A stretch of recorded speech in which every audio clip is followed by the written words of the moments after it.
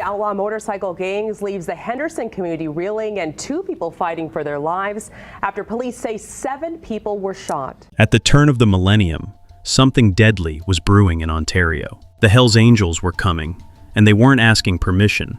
From 1999 to 2002, Canada's largest province became a battleground. The Angels moved in with brutal force, determined to crush anyone who stood in their way. Their targets? The outlaws, the loners, and what remained of the rock machine. Cities like London, Hamilton, and Toronto were about to be dragged into chaos. London, Ontario became ground zero. This quiet city suddenly found itself at the heart of a biker war that would reshape the province's underworld forever. Clubhouses burned, streets turned into shooting galleries. Residents woke up to find organized crime's most dangerous names living next door. The breaking point came during what should have been a simple motorcycle show, just bike enthusiasts gathering to admire machines. Instead, it nearly became a massacre.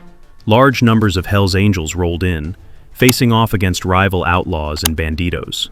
Weapons were drawn, tensions exploded. For those terrifying minutes, the city held its breath, waiting for bloodshed. Only an extraordinary police presence kept disaster at bay. That showdown captured exactly what Ontario was facing: a province on edge, where every gathering, every street corner, and every clubhouse could ignite into open warfare. Setting the stage, Ontario before 1999. To understand how the Ontario Biker War erupted, you first have to look at who controlled the province before the Angels ever set foot there. For decades, the Outlaws Motorcycle Club was the dominant outlaw biker presence in Ontario. They were well established in cities like London, Windsor, and Hamilton, and their influence stretched far beyond motorcycles. The Outlaws built a reputation as the gatekeepers of Ontario's drug markets, especially in southern regions close to the US border. Alongside them stood Satan's Choice, a Canadian-born club that had once been one of the country's strongest outlaw biker organizations. By the 1970s and 1980s, Satan's Choice maintained an uneasy but practical alliance with the Outlaws. The two groups didn't always see eye to eye, but they shared a common interest: keeping out the Hells Angels, who had already proven how ruthless they could be in Quebec. Meanwhile, in Quebec, the Angels had fought a bloody struggle known as the First Biker War, from 1977 to 1984, crushing the Popeyes and absorbing rivals to secure dominance. By the end of the 1980s, the Hells Angels had near total control in that province, with their drug operations growing into multi-million-dollar businesses. Their leader in Quebec, Walter Stadnik, began looking westward. Ontario, with its size, wealth, and major cities, was the natural next prize. This looming expansion created quiet but growing tension.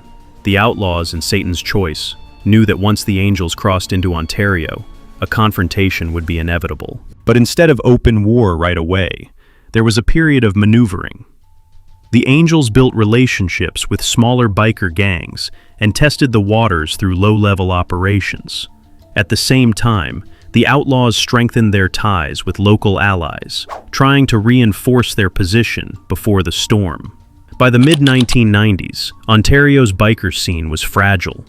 Cautious truces held, but mistrust ran deep.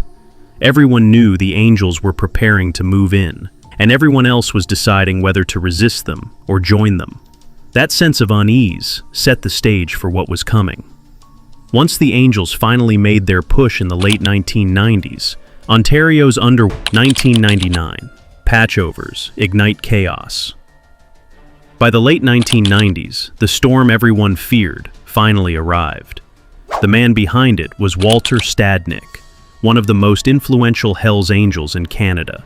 Nicknamed Nerdjit, Stadnik had risen through the ranks in Quebec during the bloody biker wars there. He was strategic, calculating, and had a clear vision: expand the Angels from Quebec into Ontario and cement the club as Canada's dominant biker force. Stadnik's plan was both simple and devastatingly effective. Instead of waging an all-out war against every rival club in Ontario, he offered them a deal known as patch for patch. The offer was straightforward. Local biker clubs could keep their territory, their members, and even their businesses, but only if they abandoned their old colors and put on the Hells Angels Death Head patch. In return, they would gain international connections, protection, and the prestige of being part of the most feared biker brand in the world. The gamble worked.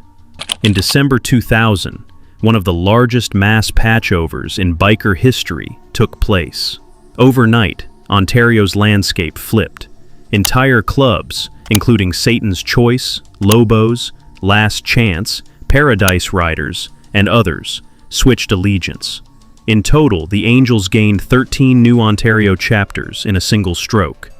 What had once been a patchwork of rival biker groups was suddenly unified under the red and white banner of the Hells Angels. For the Outlaws, who had spent decades as Ontario's top biker club, this was nothing less than a declaration of war. Their long-standing ally, Satan's Choice, had betrayed them by joining their most dangerous rival. Years of cautious balance collapsed in an instant, and tensions skyrocketed in cities across the province. The effects were felt most sharply in London, Ontario, where the Angels established a presence in direct confrontation with existing Outlaws' territory. In Hamilton, old alliances crumbled as the balance of power tilted toward the Angels. Even in Toronto, a city already riddled with organized crime, the sudden rise of so many Hells Angels chapters created immediate friction with existing underworld players. Stadnick's patch-for-patch strategy had achieved in one winter what years of violence might not have accomplished. The Hells Angels were now the largest outlaw motorcycle presence in Ontario, but this expansion also unleashed chaos. Old grudges turned into street-level fights, firebombings and ambushes. Clubhouses that once stood as neighborhood landmarks became fortresses and targets. By the start of 2001, it was clear the biker map of Ontario had been redrawn. The Hells Angels had gone from outsiders to the dominant force, but that dominance came at a cost. Everywhere they planted their colors, confrontation followed, and Ontario was about to see just how bloody the consequences would be. Turf wars and violence escalate. If there was one city that captured the intensity of Ontario's biker war, it was London. When the Hells Angels officially expanded into the province, they didn't just choose London. They planted themselves in direct opposition to existing Outlaws' territory. The rivalry between the two clubs turned the city into a powder keg, with rival clubhouses operating in the same neighborhoods. The rivalry didn't stay quiet for long. By the summer of 2001, tensions turned violent. Outlaws' properties in the region came under attack, with firebombings targeting clubhouses and associated businesses. The attacks sent a message: no property tied to the Outlaws was safe. Investigators quickly suspected biker involvement, though proving who ordered the violence was difficult. Violence escalated throughout 2001 and into 2002. Gunfights erupted in residential areas, with automatic weapons fire echoing through neighborhoods where families lived. Cars were riddled with bullets, and nearby houses shook from the sound of combat. Miraculously, civilians were largely spared, but the violence left communities terrified and proved that London had become the epicenter of Canada's newest biker battleground. All of this violence built toward a flashpoint in early 2002. A motorcycle show, a public event meant to celebrate bikes and culture, nearly turned into a massacre. Large numbers of Hells Angels arrived, facing off against rival outlaws and banditos. Tensions erupted, and for a few moments, it looked like London would see blood spilled on the floor of a public venue. It was only the presence of heavily armed police officers that kept disaster from striking. Officers flooded the venue, separated the clubs, and forced both sides out before violence could erupt. Still, the near battle left the public shaken. Even family events were now vulnerable to biker intimidation. By early 2002, Ontario's biker war wasn't just a criminal feud. It was a fight spilling into city streets, small towns, and public venues. And as the Angels pushed harder, law enforcement knew it couldn't stand by much longer. Law enforcement, response, and mass arrests. By 2002, the clashes between Ontario's biker clubs were spiraling out of control, and public pressure for action had reached a breaking point. Politicians, police, and communities demanded intervention, and the Ontario Provincial Police answered with some of the most ambitious operations the province had ever seen. In September 2002, the OPP launched coordinated raids under the banners of Project Retire, Project Amigo, and Project Summertime. These were not routine busts. They were sweeping, intelligence-driven crackdowns that struck directly at the heart of the Outlaws' motorcycle club. Over the course of a single campaign, police arrested dozens of full-patch Outlaws members across Ontario. Alongside the arrests, officers seized firearms, large stashes of narcotics, and significant properties tied to the club's operations. The scale of the takedowns sent shockwaves through the biker underworld.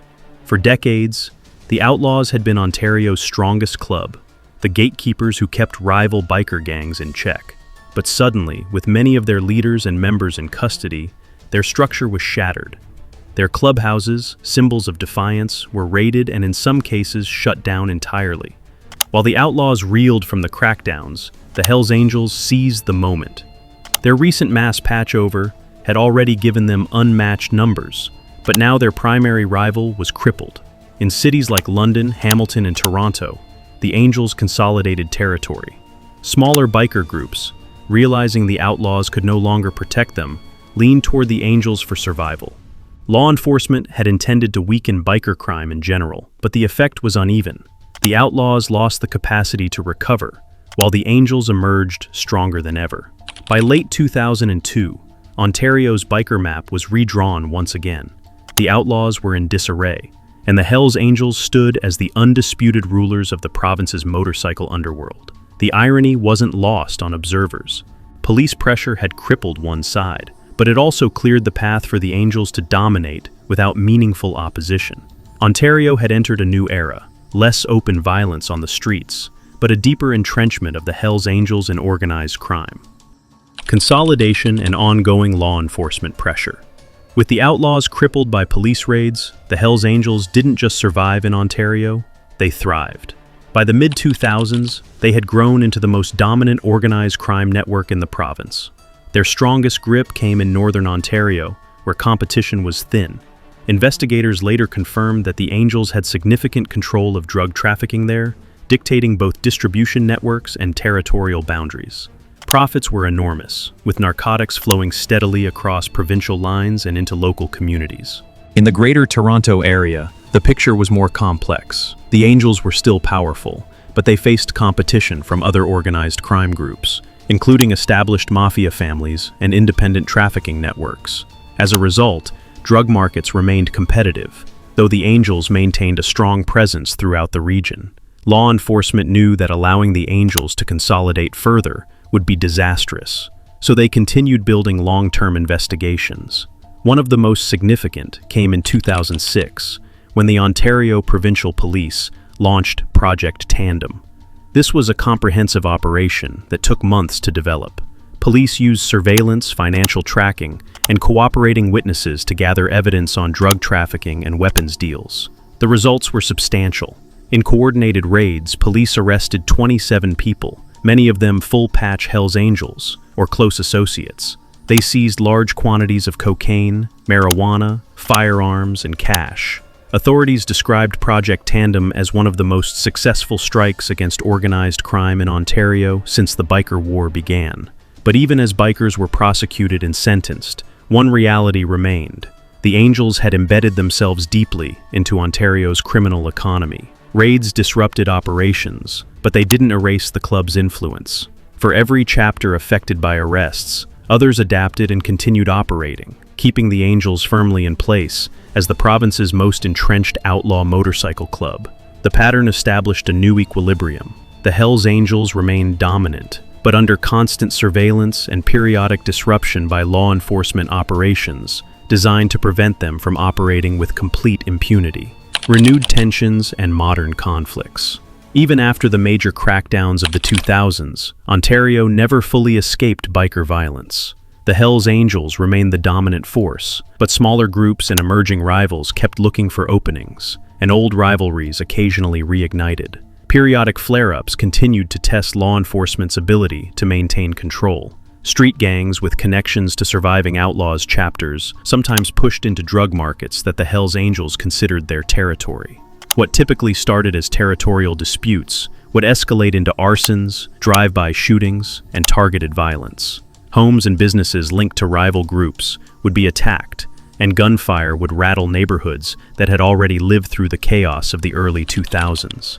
These incidents followed a familiar pattern. Initial provocations, rapid escalation, and then concentrated police efforts to contain the violence before it could spread.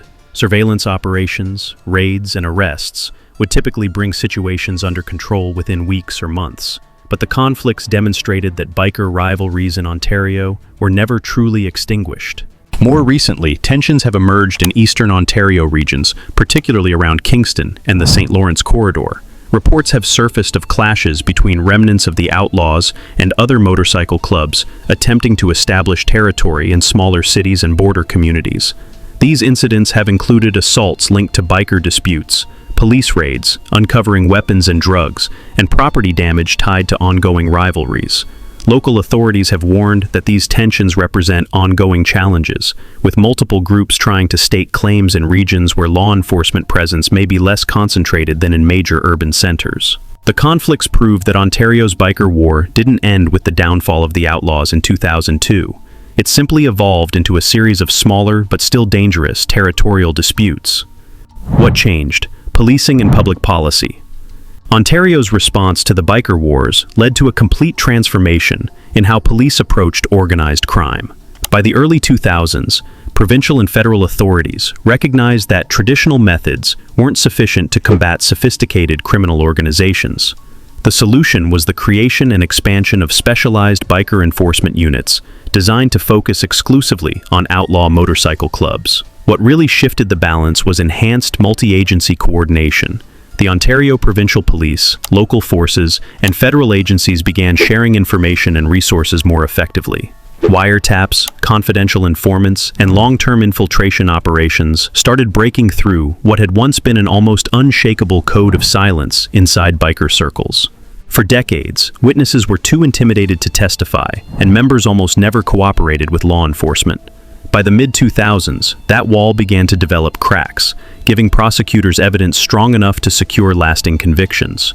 At the same time, public pressure played a significant role in changing policy. Community leaders, businesses, and residents grew tired of seeing biker conflicts dominate local headlines. Cities began restricting permits for motorcycle events that carried high risks of violence. Insurance companies became reluctant to provide coverage for properties with connections to biker clubs, and neighborhoods lobbied city councils to address clubhouse-related concerns. The long-term result wasn't the elimination of organized crime. Such groups adapt and persist, but it did fundamentally change the operating environment. In Ontario today, the Hells Angels remain influential, and smaller clubs, like Surviving Outlaws chapters, continue to operate. However, they no longer move without oversight. Every expansion, alliance, and territorial dispute faces constant surveillance, investigation, and potential legal action. The biker underworld survived the crackdowns, but the era of unchecked dominance and open street warfare gave way to a more controlled environment where law enforcement maintains persistent pressure on organized criminal activities. Human cost and community impact. When examining the Ontario biker war, the documented casualties may seem modest compared to other conflicts. The violence between 1999 and 2002 resulted in multiple deaths, dozens of injuries, and numerous arrests. However, these statistics barely capture the broader impact on communities and families across the province. Every death and injury represented families torn apart, futures destroyed, and communities shaken by violence. The casualties included bystanders caught in crossfire, victims of targeted attacks, and individuals used as expendable soldiers in larger territorial struggles. For law enforcement, it meant officers working extended shifts, constantly monitoring volatile situations and facing real risks of ambushes and explosive attacks. The conflict also carried steep economic and social costs that extended far beyond criminal circles. In London, the biker feud damaged the city's reputation for hosting motorcycle events that had previously drawn tourists and provided economic benefits to local businesses. The disruption of public events forced city officials to reconsider permitting policies and invest in additional security measures. Local businesses operating near biker clubhouses experienced significant disruption. Bars, repair shops, and neighborhood stores in these areas saw customers avoid their establishments, afraid of becoming inadvertently involved in biker conflicts. Property values in some neighborhoods were affected, and residents altered their daily routines to avoid areas where tensions were highest.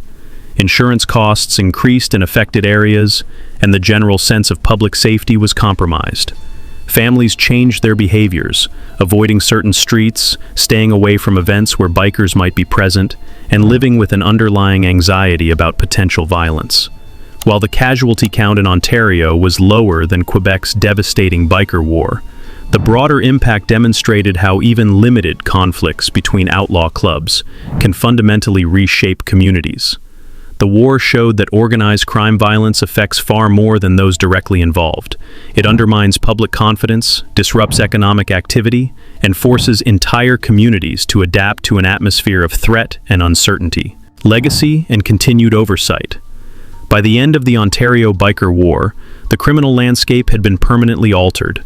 The Hells Angels established themselves as the dominant outlaw motorcycle organization in the province, their successful patch-over strategy overwhelming rival clubs that had previously controlled various territories.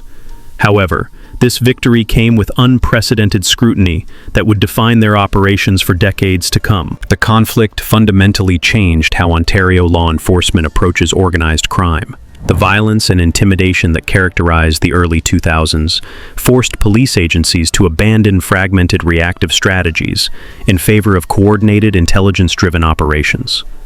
Specialized biker enforcement units became permanent fixtures, equipped with advanced surveillance capabilities, financial tracking systems, and interagency communication networks that had never existed before. This policing evolution extended beyond motorcycle clubs to influence how authorities handle all forms of organized crime.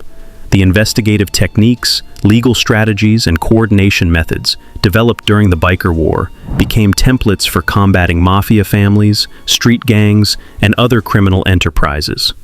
The conflict pushed lawmakers and courts to strengthen anti-gang legislation and provide prosecutors with more effective tools for securing convictions. For the public, the war served as a stark education about the realities of organized crime in modern Canada. Ontario communities learned that outlaw motorcycle clubs represented serious criminal enterprises capable of destabilizing entire regions, not merely colorful subcultures. This awareness led to stronger community resistance, more vigilant civic oversight, and increased support for law enforcement anti-crime initiatives. Today, the Hells Angels maintain their position as Ontario's dominant outlaw motorcycle club, but they operate under constant surveillance and periodic disruption. The biker war may have ended 2 decades ago, but its legacy persists in the specialized police units, legal frameworks, and community awareness it created. The province's experience serves as a permanent reminder of both the destructive potential of organized crime and the importance of sustained, coordinated responses to such threats. Ontario's biker war was far more than a struggle over territory and criminal markets. It was a defining conflict that tested the province's ability to maintain public safety against sophisticated criminal organizations.